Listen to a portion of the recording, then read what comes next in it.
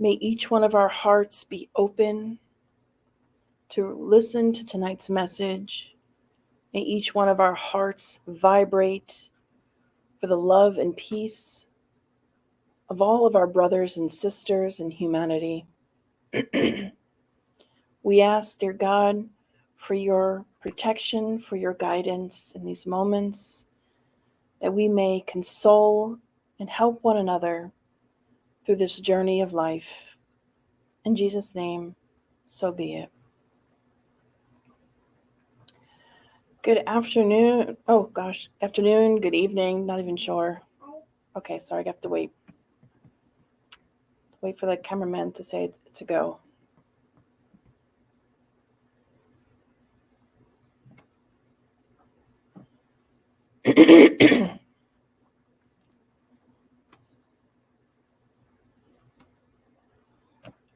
So many people here today. It's so packed. Barely see you guys out there. It is packed. Packed with love.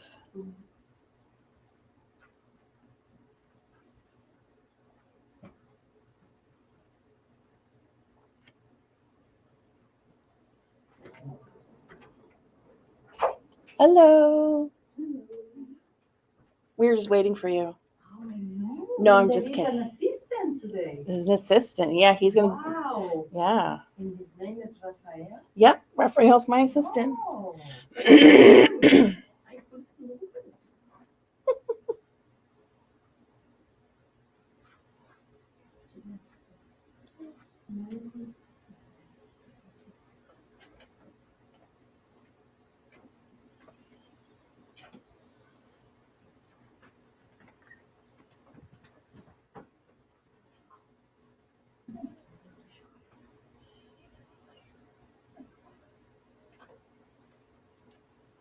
Good evening, good afternoon, or good morning, depending upon where you're watching this from, realizing that this is also being broadcast and the camera's right here in front of me, not in the back like it usually is. So it's kind of weird. Welcome, everyone. We're glad to have you with us. Those of you who are following on the web, those of you who are here in the physical realm or in the spiritual realm, we are happy to have you with us. Today, we're doing something slightly different. Normally, if you follow these sessions, you've seen me, you've seen us share, word by word, each of the text in the particular chapter we're sharing. We decided to go a little bit different and not do that today, to try something different, and just to kind of talk about a couple of main points that Joanna brought for us, and then sort of a conclusion and sort of a takeaway, some tips, if you will, that we can kind of go home with today to think about, to mull over, to let marinate in our mind. So today's talk may not be that long, 30, 45 minutes, and then we can open for discussion for, back and forth, whichever you guys prefer. So, yeah, just want to let you know that was a new kind of sort of format. And if it goes well, we'll continue on. So I think most of us have heard that term, curiosity killed the cat, right? At one point or another, we've all heard that term, curiosity killed the cat. And there's some really good comics that are out there where this physician is diagnosing the cat and he says, sorry, it's curiosity. Or another one where this physician is diagnosing this other cat. He says, I don't like these curiosity levels one bit. Or this one, two friends are at a cafe and one friend says to the other, I couldn't get life insurance. Turns out that curiosity is a pre-existing condition. Those were hilarious. The fact is that curiosity has gotten a really bad rep in our society. In actuality, when it was translated, the actual idiom or phrase or whatnot, curiosity killed the cat, was actually translated kind of incorrectly. That's usually how, pretty par for the course of how translation goes, right? So originally what it actually meant was something slightly different. It meant care killed the cat. And when care, in terms of like when we care too much about what other people think of us, is actually what it meant.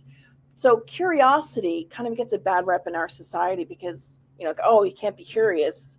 When in fact today, I hope that each one of us can walk away with being more curious about ourselves. Not others, but being curious about our own self. So keep this in mind as we talk today, because much like this phrase, curiosity killed the cat, was mistranslated, we oftentimes, when we talk about the ego over time and through different errors and what have you, in film and whatnot, the term ego, which Joanna talks about in this chapter, gets a bad rap. It's like, oh, he's so egotistical. Oh, you have to just diminish your ego. Ego, we wanted to define from the beginning, it's not bad. Ego, from the perspective of psychology, is part of the self. Ego, in other words, is the I. It's your conscious mind, as Jung would say. So it's not bad. And there's a not so famous, not so well-known writer, Mark Epstein, says the following: neither Buddhism nor psychotherapy seeks to eradicate the ego. To do so would render us helpless or psychotic. We need our egos to navigate the world, to regulate our instincts, to exercise our executive function, and to mediate the conflicting demands of self and other. So ego is not bad, first and foremost. It is just a part of us, the most conscious part. From the Jung's perspective, there's the consciousness, the subconsciousness, right? And Freud was more about the id, the superego, and the ego. But for all intents and purposes, we're going to just refer to ego as the conscious mind. So just who we are in everyday life as we're processing things, sort of as a filtering system. So ego equals not bad. But let's get to know a little bit more. What does Joanna tell us about the ego? And why is it important? Well, the ego, or I, me, my conscious self, as opposed to my unconscious or subconscious self, the subconscious being, if you think about the iceberg picture in your mind, the ego is that top part of the iceberg, and the subconscious or unconscious mind is all the way down underneath. Okay? However, this ego has its purpose to help, to protect us, as Mark Epstein shared with us, to regulate, to exercise executive function. So it has purpose and meaning. But alongside having purpose and meaning, sometimes it gets in the way of us being happy, because the ego, the nature of the ego, wants to survive. It seeks to not be diminished. And it does so in the following ways.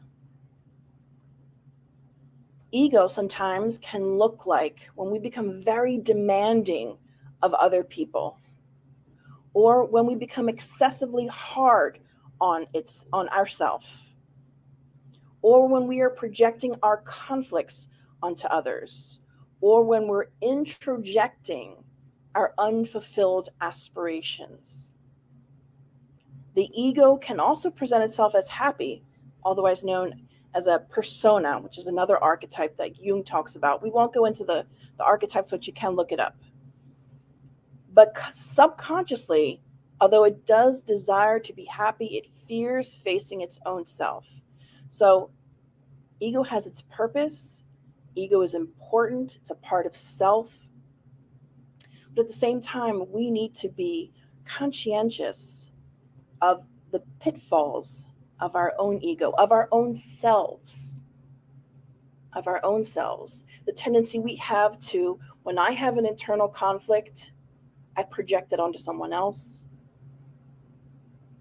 or when I'm overly or excessively hard on myself. But to the world, I can present a mask, and it can seem like, oh, I'm a happy person. That's why we see people every day who are happy, who unalive themselves. There was I think she was one of the Miss America pageants a few years ago, absolutely stunning, gorgeous woman. She had like her master's. I mean, she had everything, right, that any modern American or person or human being would want to have. You know, she had status, she had beauty. And when she was, I think it's her late 20s or early 30s, much to the surprise of her entire family and all her friends, she took her life. No apparent warning, nothing. And she apparently, from the outside, had everything. I mean, just everything. The girl was gorgeous. You could see her in her Instagram page still exists. I mean, of course, it's Instagram, right? But stunning woman. Won multiple beauty pageants. And people were like asking the question, but this is partially why. Because we can present to the world a mask, a persona. But deep down inside, the ego or myself, I fear facing myself. Believe it or not, it is one of the things that comes up in psychology, comes up with every individual at some point in their lives.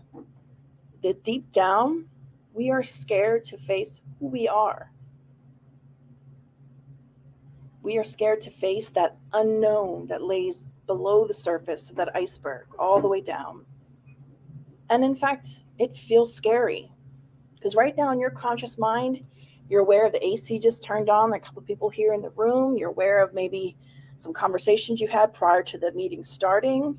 Maybe you're thinking about some other conversation you had right before you walked in the door. But you're not actively thinking about the trauma you experienced from your childhood, all those other things that you have yet to face. But somehow, deep down in the understanding of the ego, of self, it's scared to face that. And it's so much easier, and pardon the French here, as this researcher, Dr. Brené Brown, says, it's much easier to say, oh, I don't care, than it is to say, I'm hurt. And I'm missing something just happened. That's okay. We'll go on. It's so much easier to say, oh, I don't care. It doesn't bother me, than to actually acknowledge and get in touch with our feelings and say, I'm hurt. Because what would that require? That will require vulnerability. And vulnerability, by definition, means being open to getting hurt. So when you think about growth, bear with me here. When you think about growth, let's look at the animal kingdom. Crabs. Anyone here like crabs? Eat like soft shell, hard shell crabs? Anyone? Yes? Okay, cool. So a crab, when it's growing, it cannot grow when the shell is hard. Growth only happens when it's soft. And when a crab is in that phase where its shell is soft, that's when that crab is most vulnerable to predators. So we are the same. The times we are the most vulnerable is the times that we are also at the stage where we can grow the most, or just grow. But we have to be able to be vulnerable. There are other animals out there, and I had another one, it's escaping my brain, but you can think about that because there are other instances within nature. Trees, plants, in order for them to grow, they have to be exposed to the sunshine. They can't grow while covered in the undergrowth. They have to be exposed. So we are no different than that. Something for us to think about. When we're thinking about our ego, how we're approaching life. Because in reality, we all have defense mechanisms, right? Everyone knows what a defense mechanism is, right? Sometimes we're not even aware of it. Sometimes that could look like you have a friend or maybe a sister, brother, or relative that always calls you for the same thing. So immediately when they call you, as soon as you answer the phone, you're like, yes. It's that armor that comes out, that to protect you. It's a part of you that's coming out to protect you. And the ego has the same quality. It's there to protect. But even though we have different defense mechanisms and different protectors that we develop over our lifetime, sometimes these protectors or defense mechanisms don't realize that they are stunting our growth. We are preventing our own growth. But it's ironic because I developed those defense mechanisms or protectors because my system, I needed those in order to survive, in order to endure. And that can look like a child that's neglected, or a child that has a father that may be very unattached or not very emotionally connected. That child can grow up to learn to hold his own emotions because he was not safe sharing his emotion. So he learned as a defense mechanism to hold that.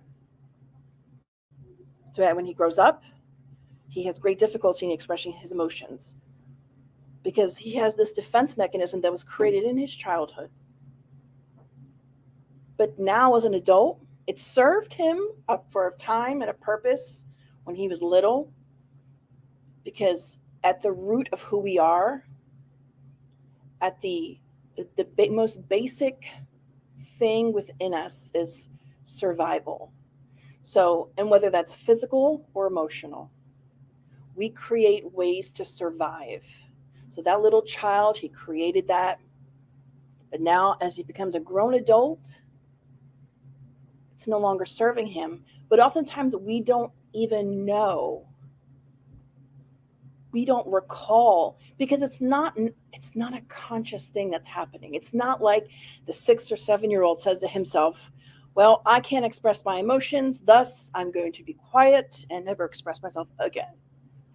Zip. No, it's a very unconscious movement that becomes so deeply ingrained in the subconscious mind, it becomes very difficult for this to be undone.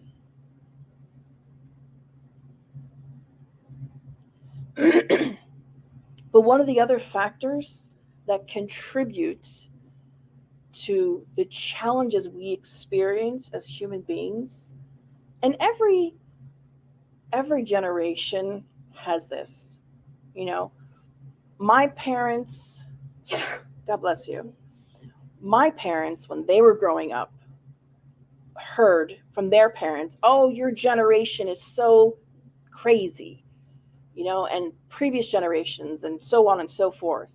That now when I'm looking at my kids' generation and I'm looking at things that are, made to be acceptable or modern or cool, it's mind-boggling. It's crazy. But in all of that, progress is good, but there is a breakdown of morals.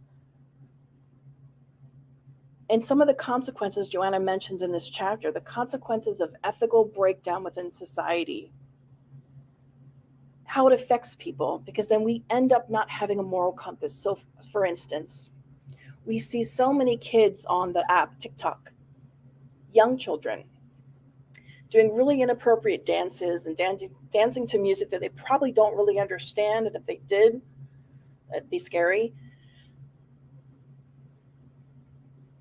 But they do it because it becomes normal, it becomes fun, so there's no moral compass or ethics. So they end up doing these things, and teenagers as well, these things that become normal. With the advent of women's rights, which is a really important shift in society, we went from one extreme to the other, where now promiscuity seems to at times be embraced by the younger generation. Be free, be who you are. And the rights of human beings, men and women, all important. But anytime we go to an extreme, it's not good. And we end up, what Joanna calls, we end up desiring what she calls psychological rewards.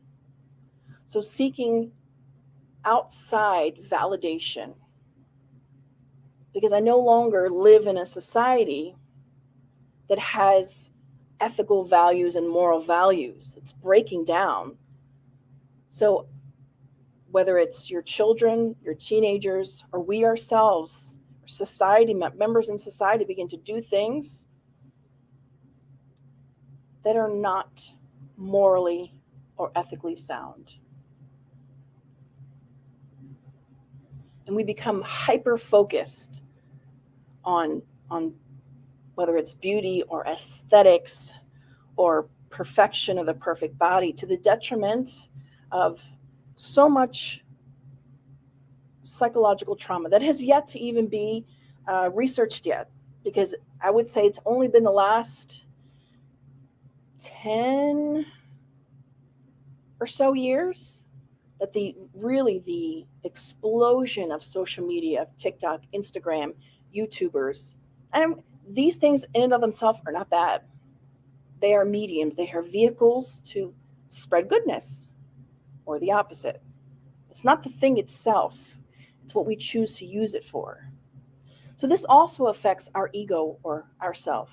So I'm out here trying to do my best, but the things around me, around us, they influence us.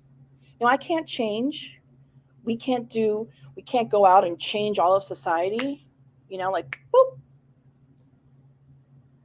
We can only change ourselves. Surround ourselves with positivity. Perhaps, if you're on a social media platform, you're subscribed to positive stuff, or following influencers that are positive, that are talking about good stuff, not ones that are promoting unethical things. But these are just one more thing that adds to it. The difficulties of just being a human being, of just existing. It's difficult. And one other important highlight from this is Joanna talks about revealing ourselves to others. Now, in the actual translation of the book, it's slightly different. I actually worked with a friend of mine to fine-tune this section of this quote. So I can't take credit for it, but it sounds smoother, I would say. And it's the following.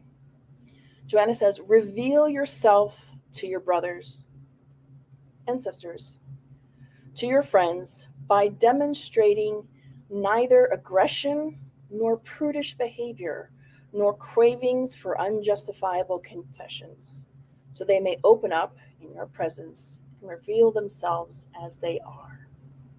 So what does this mean? And there's a lot of, and we're going to talk about some research that exists out there when it comes to authenticity, people being authentic.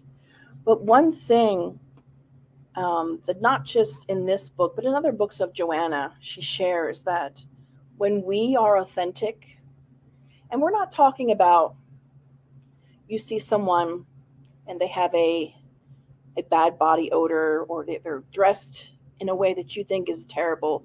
Authenticity is not going up to them and saying, man, you stink and your clothes are questionable. That's not authenticity. That's just mean. That's not what authenticity is. Authenticity is, I can recognize who I am, my faults, my strengths and my weaknesses, but I can still be that person and be okay with bringing myself to the table. I'm not trying to project a fake persona to someone else that I'm super happy or that I'm whatever, but I'm just being normal, natural self. So a few takeaways from this. Being authentically you. When we do that, you are creating a safe space to allow others to do the same. So if I come to you, or if you come to me and you say, hey, how was your day? Actually, let me rewind. There's a funny story, kind of funny. My best friend's father had told us this story once, many decades ago. And he said that, and he's very self-aware, very into spirituality, and just being really in tune with his emotions. And he said that one day he was going into work and he was just really having a hard time. Some things were going on outside of work. He said, so I go into work and I'm walking, down the corridor, and I see, John and Billy and Megan from accounting. And I'm walking down and I run into John from marketing. And he's like, hey, Mark, how are you doing? He's like, well, I'm really not doing that well. I'm really struggling. And then Mark goes, okay, great, thanks. Well, see you later. So he said he was frozen in his like that moment, because he was allowing himself to be vulnerable, just who he was, his being honest and authentic, not going into great detail, but he just said, I'm not okay. And Mark, what was his friend's name? Not Mark. John, thank you. John was so in this, routine of like, hey, how are you? Great, thanks, bye. Not even being in tune with another person. Didn't even hear what Mark had to say. And then he said he eventually, after that moment of being shocked, he said he chuckled to himself as he walked off. So in any event, that little interaction made him laugh, so kind of lifted his spirits, because he was like, that's so funny. How are you not that aware or self-aware? But it's interesting is that we're on this automatic, what do they call that? Autopilot of putting this persona out there like, hey, how are you? That we actually don't always, and maybe we can't sometimes because of time or what have you. But when someone says, hey, how are you? Hello. You can at least smile back and say, hey, how are you?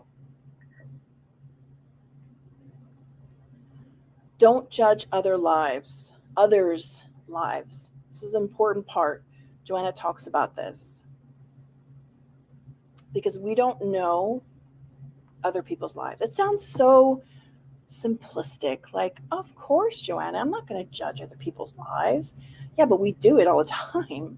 We do. I've done it. I do it. I don't want to say past tense as if I have not. Sure, of course.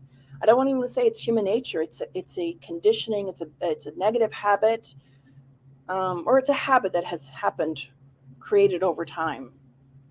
And we're not talking about, when I say judge in this context, she's not saying judge as in make an evaluation, because you can evaluate a person or a situation to determine whether or not this is good or bad. That's one thing. But to judge others and put them down and say, oh, they're not worth anything, they're trash, does not help anyone.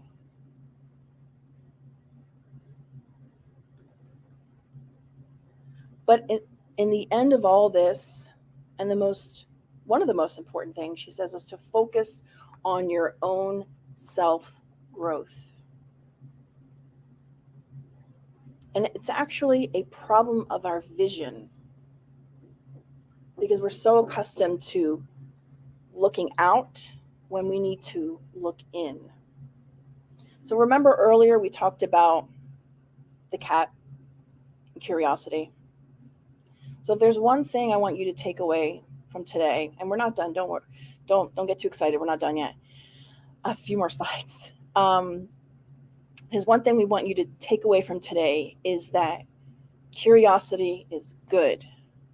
And to get curious about your own self, why you think or feel the way that you do, what makes you tick. Just look at yourself with curiosity, because when we look at ourselves with curiosity, because think about it, when we look at anything with curiosity, we're not judging it. We're going, I wonder. You're open and you're wondering, and there's something you want to learn. When we are doing a self-discovery, when they say, oh, do your internal work, and it can be semantics, yes, But sometimes that internal work looks like, to some people, self-judgment, self-hate, self-criticism. And that's not what Joanna's trying to convey here. She wants us to focus on our own self-growth and get curious about ourself. And we're not saying to be selfish, to forget about other people. No, but we are responsible for ourselves.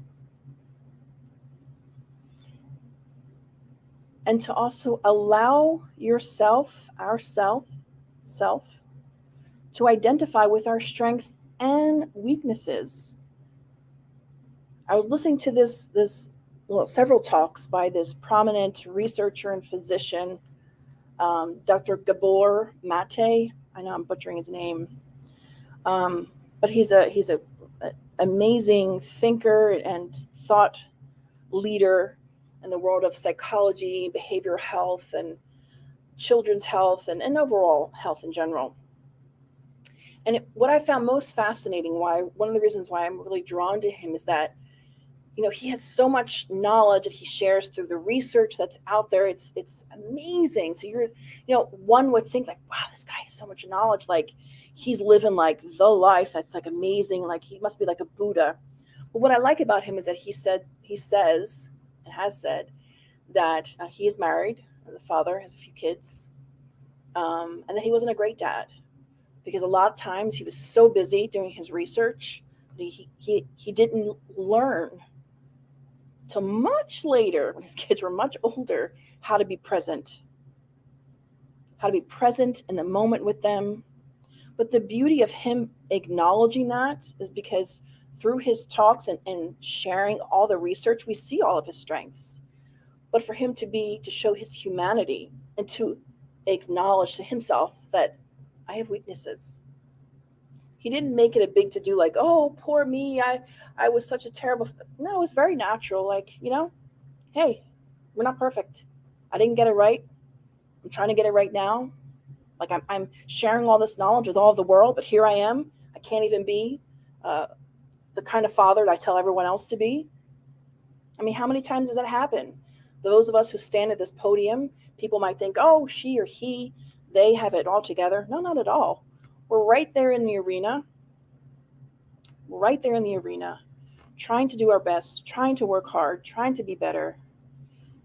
And that's why we share. It's not easy. It's hard and it's painful, and life can be painful and life can be challenging. But that's why we say again and again and again how important it is for us to be gentle and kind with ourselves and also with others, because we don't always know the inner battles that others are facing. And just this past weekend, like 2 weeks ago, a very, very dear friend of mine, very dear to me, dear to my heart, my soul. She, and just always a happy person. Just her smile brightens up her room. And she's just like, there's an energy about her. And she used to be my old boss. Now she's just a fellow coworker because we switched jobs a couple years ago. But she said something to me recently that really floored me. Like, of all the people in the world, I would never think to hear the following statement from her. And mind you, we talk about, people put on a persona. I didn't think she was one of those people. I mean, her energy always still comes off as genuine, sweet, kind. She lives for other people to help them. But she told me recently, because she's been going through therapy, and she said, Kirsten, I had a thought recently, or several thoughts. She said, I didn't want to kill myself. She said, but I got so depressed that I just fantasized about no longer living. She said that was her way of sort of escaping the moments of pain she was experiencing. And I was shocked. I mean, I know it's hard to contextualize for you all because you all don't know her. But just imagine someone that just seems as bubbly as can be. Has a great life financially, college, everything. And she says this to me on the phone recently. First time in like 10, 12 years I've ever heard her share this part of herself with me. And I acknowledged that to her. I said, thank you for being vulnerable and sharing that with me, because I know that that's something you worked hard not to do for a long time. But I digress. Allowing ourselves to acknowledge the strength and areas of improvement, I would say, in lieu of using the word weakness. What are our strengths and areas we need to improve upon? When we create that, when we exude that, when we share that, when we are authentic in that space, we allow others to do the same. But it takes us being vulnerable, like that soft shell crab. We have to know that being vulnerable leaves us open for pain, but also great growth. And there's a saying that there are people, actually, you may know who this person is. Anyone know who Ryan Seacrest is? He actually, Daniel, of course you know him because he's in, what's that? Yeah, he actually owns the franchise American Idol. He owns like several different franchises. I say franchise shows that people you wouldn't even think. So he's actually like a million trillionaire or whatever. Smart young guy in his 30s, maybe early 40s.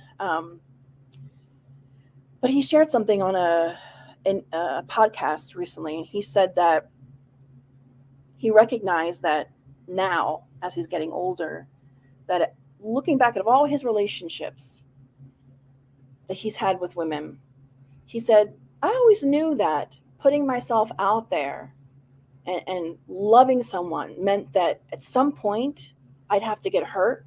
So I never fully put myself out there because I didn't want to get hurt. So I've had a good number of relationships in my adult years. And I look back now and sort of kind of wasted time. Not really wasted, but all these years, I never wanted to be vulnerable. I missed out on experiencing love, on experiencing joy.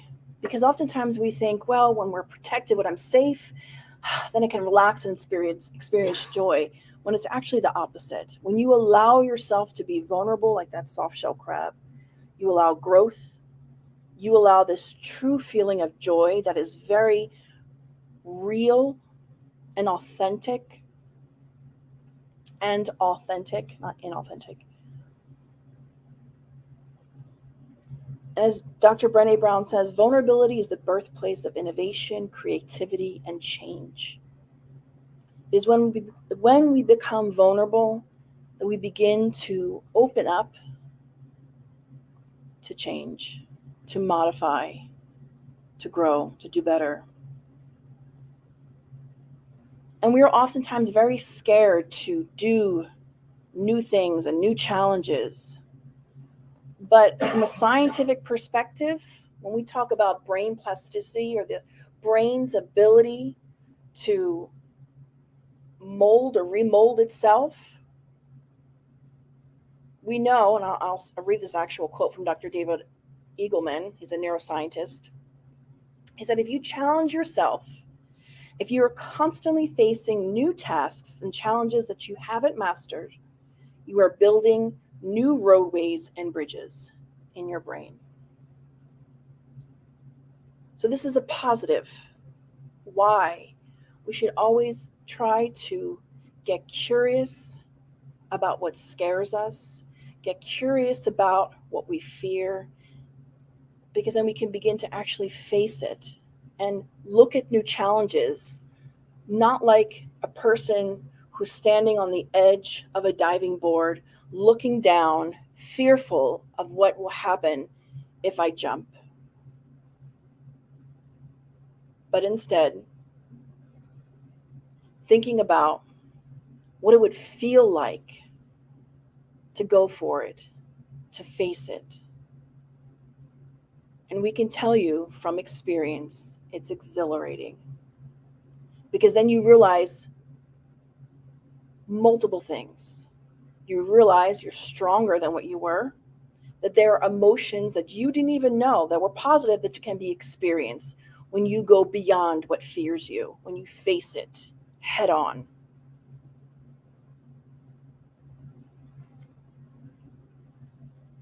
And there's a ton of research that's out there that exists in what it means to be authentic, what it means to be true. There's a particular paper, and I'm sorry, I just realized it's blue here so you can't see it. It's published in the Journal of Counseling Psychology. The paper was called The Authentic Personality, a Theoretical and Empirical Conceptualization and the Development of the Authenticity Scale. And they found, in this article, it showed, I brought the quote, the article provides the first direct test of several theoretical models that view authenticity as integral to well-being. That they found there is a definitive connection with people who report being authentic to feeling happy. So people who scored higher on this measure of authentic living, this scale that they used, they reported greater happiness, more positive emotions, higher self-esteem as compared to those who reported being less authentic. And more authentic people also reported having better relationships and more personal growth. This isn't the only paper or research that's out there. There are other ones as well. And there's great work being done by Dr. Brené Brown. You can go to her website, brenebrown.com. Great number of books that she's published that really connects pretty well with what Joanna talks about. But it's out there for us to think about, for us to learn about. But we share all this to say, not that we need validation from science. It's nice. But we know from Joanna, this authenticity, being true to who we are, but not having self-hatred, not being self-sabotaging, saying, you know what? I have strengths, I have weaknesses, I have the good, and I got some not so great stuff, but I'm working on it. It's being self-aware. And again, the first thing or the last thing we hope that you take away with you today is to get curious about yourself. Curiosity did not kill the cat. What killed the cat was being too worried about everybody else and not about itself. That was the actual translation. Remember that. So curiosity, not bad. Curiosity, good, as my 4-year-old would say. It's good. So normally when we give these presentations, we usually start out the presentation with the affirmations or positive affirmations that Joanna has before each chapter. But we wanted to end with this today. We wanted to end with it to allow this to sort of be our meditation, our moment to just sort of renewal, to refresh. Oh, yes. No. I'm going to finish this and after. Yep. So you can join me in just saying the following phrases. The divine reality awakens me so that I may know myself, thus discovering and identifying myself.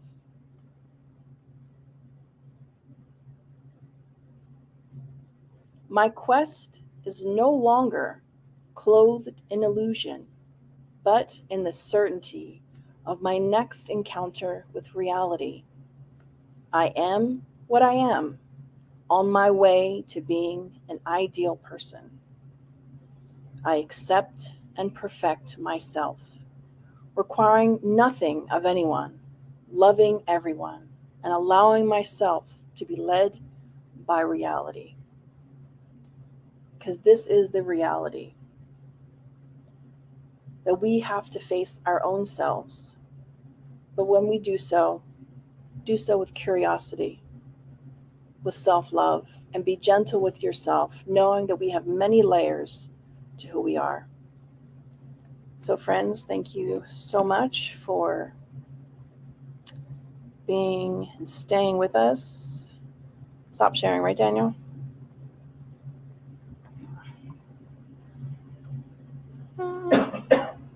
And then comments. Okay, so this is a question from Paula. Why are people fascinated by the behavior of others?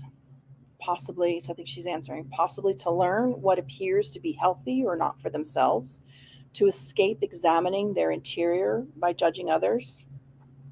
I think sure. Well, first and foremost, I'll say that we are hardwired to be social beings. We are social creatures.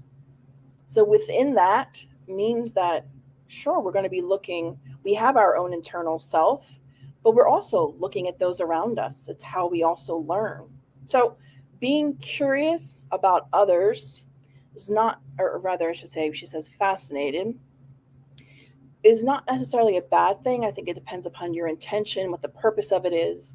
But I'm talking about, or Joanna was talking about specifically when we're doing it in such a way where it's really negative. We're spending no time evaluating our own selves. So I think I answered your full question. Please comment on sentimentality as not being advisable when revealing yourself to others. Yes. So I'm glad you bring that up, Paula, because I think that was more so that wording in this particular chapter, and specifically at the bottom of page 76. It's not a jab to the translators, because it's, translation is extremely difficult to do. But looking at the original Portuguese wasn't quite the perhaps the right wording, perhaps, but it's not about not being sentimental. Actually, I have my own translation. I think I have it up on my one of the slides, but let me bring it back up on my phone. 1 second, because I have it right here. Okay.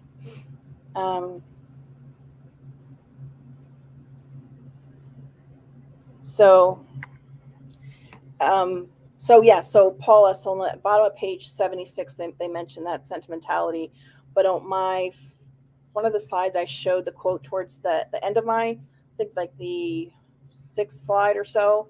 I'll text you a updated translation that a friend of mine actually provided to me, looking at the original Portuguese. So this would be the following translation. Reveal yourself to your brothers, to your friends, by demonstrating neither aggression nor prudish behavior, nor cravings of unjustifiable confessions, so they may open up in your presence and reveal themselves as they are. So it's more so about not being overly sentimental, let's take that word out. But it was more so about,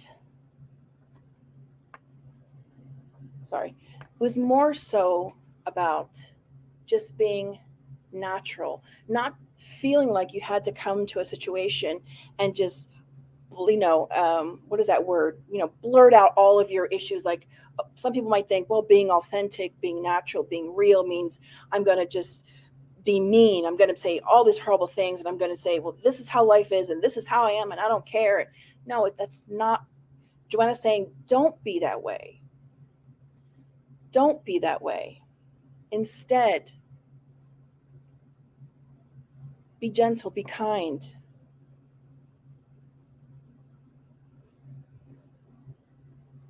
And there's a whole other part of the text which I don't have in front of me. But Paula, you and I can talk offline as well, because this chapter in particular, that the end part was a little bit of a struggle when it came to the flow of the English. So we had to go back to the original Portuguese. Question from Yasko. Hi, Kirsten. Animals in wilderness, to survive from predators, pretend they aren't vulnerable. They aren't sick. We carry this old survival instinct. how to train our prefrontal cortex to taper off the firing of brain areas of instincts that don't serve us any longer or rather harmful. Well, I think it's in the Spirit's book that says, and please, I'm open for correction, that we can't ever get rid of our instincts first and foremost. But what we can do is educate and work on ourselves. And I believe, I want to say it's in the third part of the Spirit's book, but I could be wrong. So it's not that we can turn it off or erase it, but we have to allow the other parts of ourselves to speak louder, if that makes sense. However, the irony, if I can put it in this perspective, the irony is that our instincts need to always be there, because when in doubt, follow your instinct. Because it is so, as Yasko shares here, it is so ingrained in who we are, is so ingrained in our evolution that if we had to choose between our gut instinct and our feeling or emotion, our thoughts about something, always go with your gut instinct. In the Spirit's book, the spirits tell us that. Because the chances of your gut instinct being correct and the way to go is 1,000 times higher than just, from our thought process. What else you say? Because how to train I think I answered most of your question. Hopefully I answered your question, Yasko. If not, you can contact me offline. Daniel, you'd like to make a comment on this? Sure. And I like this phrase, Yasko, that you use, that don't serve us any longer, because this is what we have to ask ourselves. When we get curious about ourselves, and when we become aware of our defense mechanisms, get curious enough to ask yourself, how is it serving you now? It might have served you in the past. How is it serving you now? It's probably not. It doesn't serve you well. Something to think about.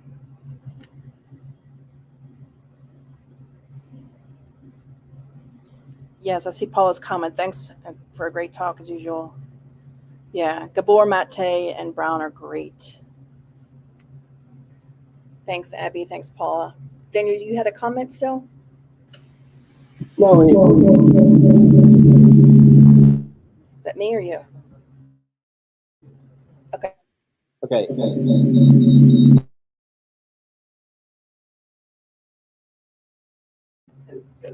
All right. That's okay. All right. Wasn't meant to be. Okay, friends. Thank you all for participating and for being a part of this.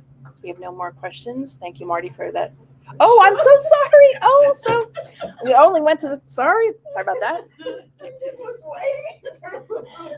turn this around. Go ahead, Alba. You have a question? Yes. And you can repeat there. Maybe bring her to the podium. Yeah, come to the podium and ask the question, just so people that are still watching online. Okay. Hi, people. I have a question, and it has to be with the subconscious. That image of the iceberg. So I'm sorry, my hair. I wasn't ready for the camera. So it is a huge, huge part of us, and this knowing that self work that we are doing, and that's one of the main purposes of Spiritism, is the inner transformation, the growing of us. So in that subconscious part is very likely, is pretty sure that there are a lot of situations or trauma or that are coming from previous lives. So I was thinking, God, it will take me like a 50 more reincarnations for me to do the work, and to come all of my genuine self or ego to the surface. So I don't know if Joanna mentioned something of this in the chapter, or how are we going to get there? Not that we are in a rush, we have an eternity, but it seems like it's a huge amount of work, a constant work, and it will take long time. Should I move? My hair. Thank you so much, Alba, for that question. It's a fantastic question. And it reminded me of something else I meant to mention, that a lot of this work, a lot of this, the beginning stages when we shared that, get curious about yourself, get curious why you feel or think the way that you do. But a lot of this work, if we are really, really wanting to do this internal work on ourselves and to face that iceberg that's below the surface, it's going to require a professional. It's going to require, and we should have, and there's a lot of shame. Hi from Italy. Hi, William. Thanks for watching from Italy. Very cool. Oh, yeah, down there below. Daniel, if you could click on that. This is my train of thought here. It's important that there will come a stage when we are unraveling ourselves, when we're opening up, that when we come to difficult parts, that we're able to go and talk with a professional who's trained to walk us through those emotions and those past traumas. But Alba, you bring up a really good point, because I myself have thought, how in the world are we supposed to process thousands of years of all of these lifetimes and traumas? And although it's not in this specific chapter, it's in one of Joanna's other books. It's somewhere in her collection that she does refer to that. And she says it's not necessary to recall the details of any trauma in order to overcome it. So what does that mean? So for instance, there are people that experience trauma in what psychologists calls during their nonverbal years, but that trauma still affects the growing child. But in memory recall, that individual who may now be an adult cannot recall the specifics. They know because in their body that trauma stayed, and through learning through other people, they learned that, they were abused or what have you, but they can't recall. That doesn't mean that that person can't find healing or help. They're actually, in psychology, there's a specific protocol when you're dealing with trauma that happens during the nonverbal stage of life. Why am I saying this? I'm saying this because in the books of Joanna, she she tells us that it's not necessary for us to remember, the specifics of when I was living as a monk in the 1500s and I was, a thief or something. Well, I don't want to bring up something so negative, but just think of past lives and things you could have potentially done, or any of us could have done.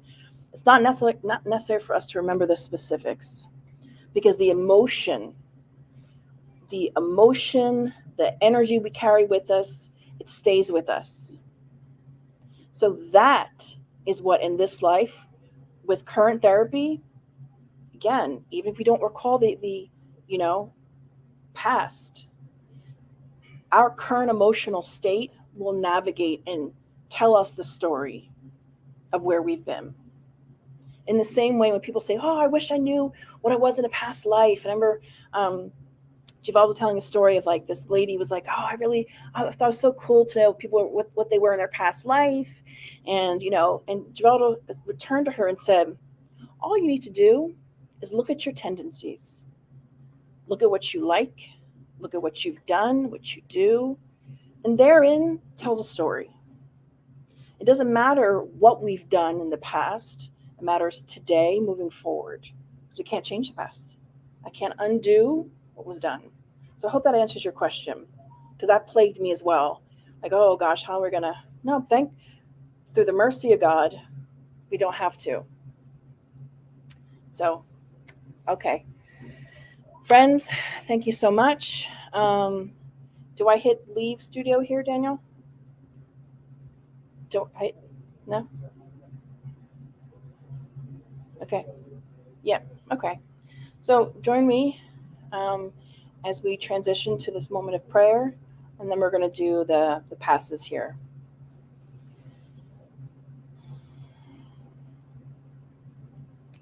So, dear friends, let's lift up our hearts and our minds to our divine Creator for this moment to be together, for this moment of our lives, for these consoling messages and ideas to find happiness within us. With immense gratitude, we thank you. And we'd like to take this opportunity to pray for those who are in need.